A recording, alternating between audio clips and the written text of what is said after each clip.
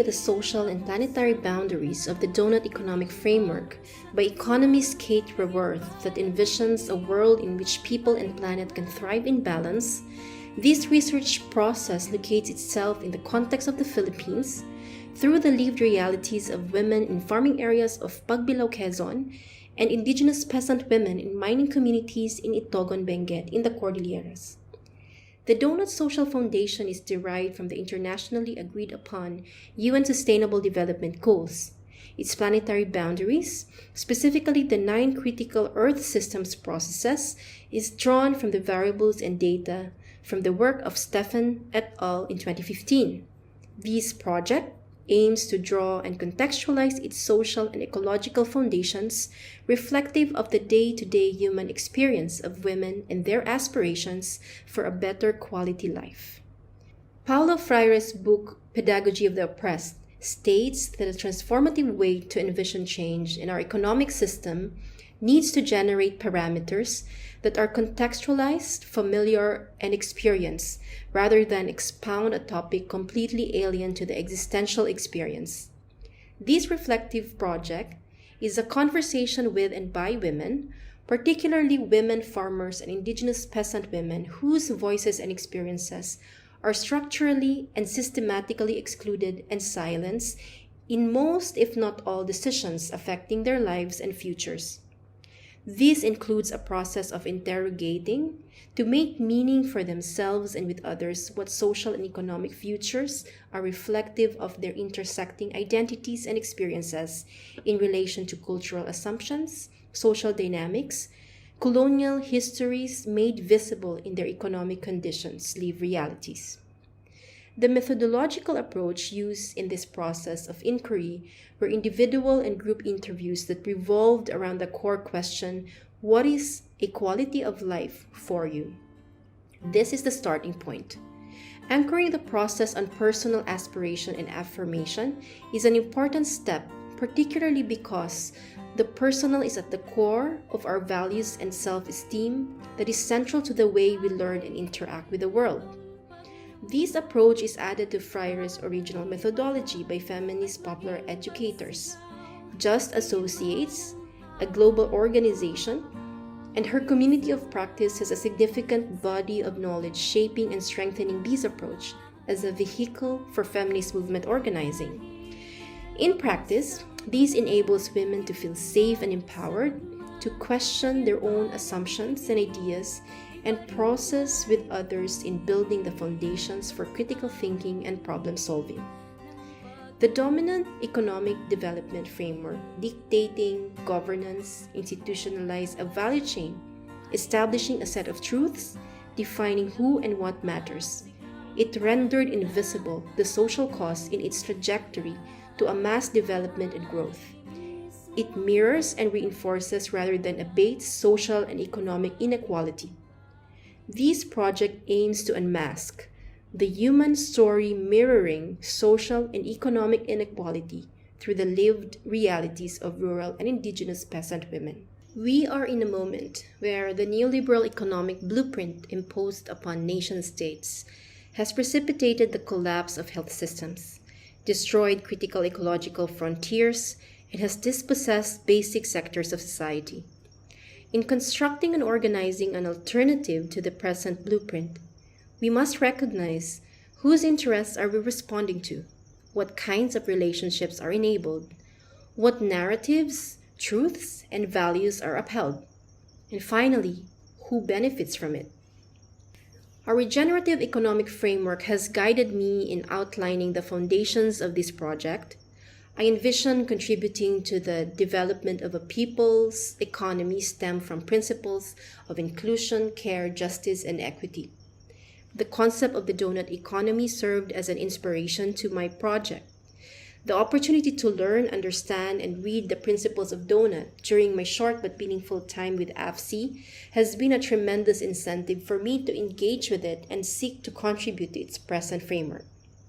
I bring to the framework my own knowledge and experience as an advocate and practitioner of feminist popular education and draw in the actual living stories of rural and indigenous women in the Philippines to generate the qualitative data with the intent of contributing to the process and thinking of the Doughnut framework. The generative conversation with rural and indigenous peasant women lifted to my understanding four intersecting and equally vital social infrastructures as foundational.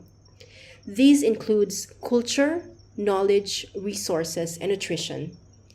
These four intersecting social categories leads me to propose that to address them independently of each other will fragment development because they function interdependently and inseparable. They comprise a web of needs and values that are recurring themes throughout the interviews. Let me expound here on each.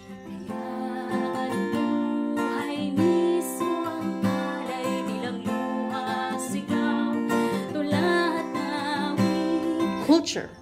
Culture is an important element in determining social dynamics and relationships between and among people. It is reflective of the political economic configuration influenced by a particular period.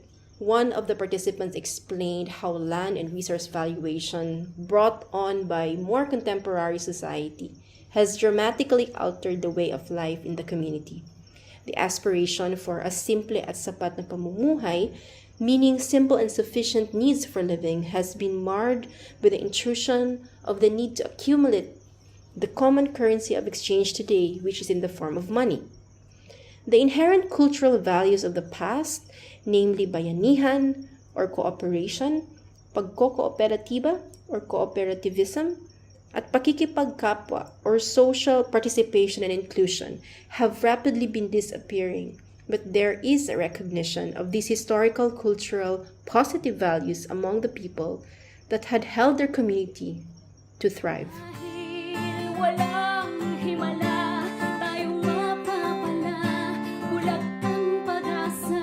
Knowledge. Knowledge is another key aspect that was highlighted in the process of the interviews. There is the knowledge that is imposed through formal institutions and knowledge that is distilled from the way of life of a thriving community of people.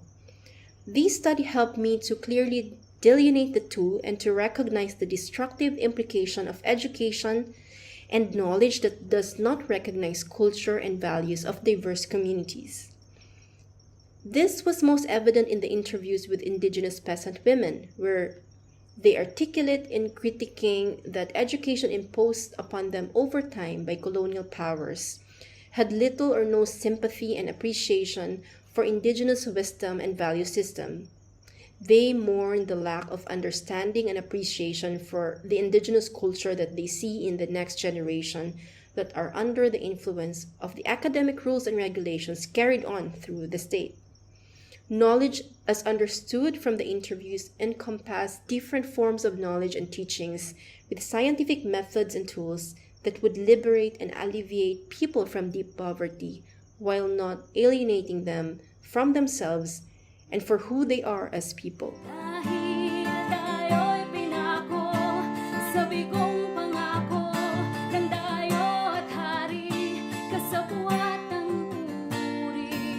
Resources.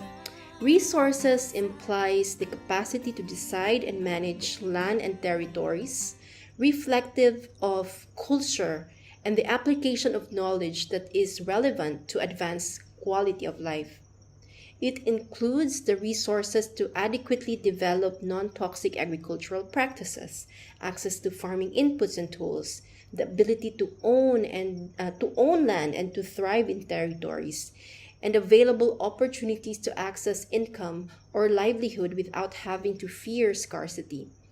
The conversations with women emphasize the value to access land, including the social and natural resources that enables their health and safety so they can till, nurture, and survive.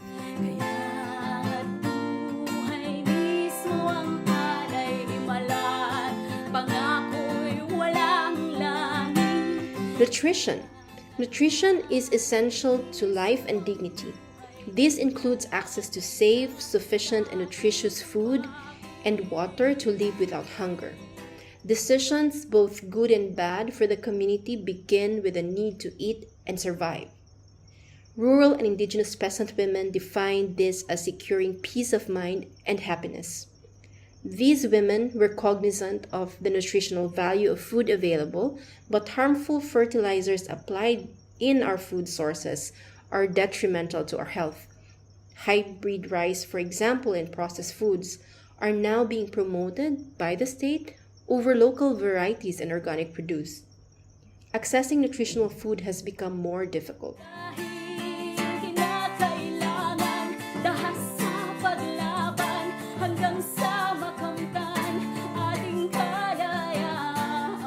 Throughout my discourse with women, we were able to render an image that locates the social categories defined by these four foundational elements: culture, knowledge, resources, and nutrition. They intersect with each other, and one can witness the necessary categories that will build a society based on equity and harmony with nature. The intersecting elements serve to fortify the foundation to build a society that is rooted in justice, equity, respect, harmony, and care for the environment, the essential ingredients in building communities of peace. So let me explain the image that we were able to render. The four circles at the center: communal wellness, governance, education, and self-determined development. These are composites bracing the social foundation that are enabled through the intersections of four key elements, forming, which you can see in the center, the green leaves, namely culture, knowledge, resources, and nutrition. And these are pulsating and breathing life in the lives of rural and indigenous peasant women. As you can see, knowledge as a way of life intersecting culture of cooperation, inclusion, and equity shapes governance. Knowledge plus culture equals governance. Resources equipped with culturally sensitive and appropriate knowledge builds a strong foundation for education that is geared towards addressing context-specific and diverse solutions for life to thrive. Resources plus knowledge equals education. Nutrition, accompanied by the right resources, creates the ability to build self-determined sustainable development. Nutrition plus resources equals self-determined sustainable development. Culture, the culture of inclusion, cooperation, equity, can feed the entire community. Culture intersecting nutrition promotes communal wellness. Culture plus nutrition equals communal wellness. The outermost circle, as you can see, reflects the natural environment where they interact, thrive, and survive. The freshwater, forest reserves, breathable air, and the ocean. These are key features in the lives of rural and indigenous peasant women, keeping their life within livable thresholds. The environment captures the interdependence of our ecosystem and the social fabric that creates the condition of a quality life. These conversations with women generated illustrations of the impact of sustainability in relation to holistic safety and wellness. Stories of destructive impacts of extractive activities such as large-scale mining and the negligence in mine tailings on their lives was a recurring theme, including harmful pesticides, processing plants, waste disposal, among others, that had affected their sources of food and livelihood. Vital to their life are the availability of freshwater sources, forest reserves, oceans, and clean air. And then the green space in the middle, the light green space, is what I call the decolonized, regenerative, safe, and equitable space to facilitate an economy that works for the people and planet. Safety of people and planet needs to be decolonized, just, and equitable. Intersectionality is a key aspect in defining the primary elements of the datasets. It unpacks and lays to bear how power operates in the lives, contexts, and issues that women are facing in relation to their depiction and vision of a better life. It is important to note that the use of the term systems in the economy brings with it a set of culture-shaping norms and a set of perceived truths influencing social contracts. I learned that equally important to strengthening inclusivity and accessibility to social services, determining the ethics of ecological boundaries, is to understand the intersecting relationships that determines the definition of development in the fulfillment of the desired quality of life. May nagaganap, isang paghaharap, silang nangapi, tayo'y napi, na di na pagagabi.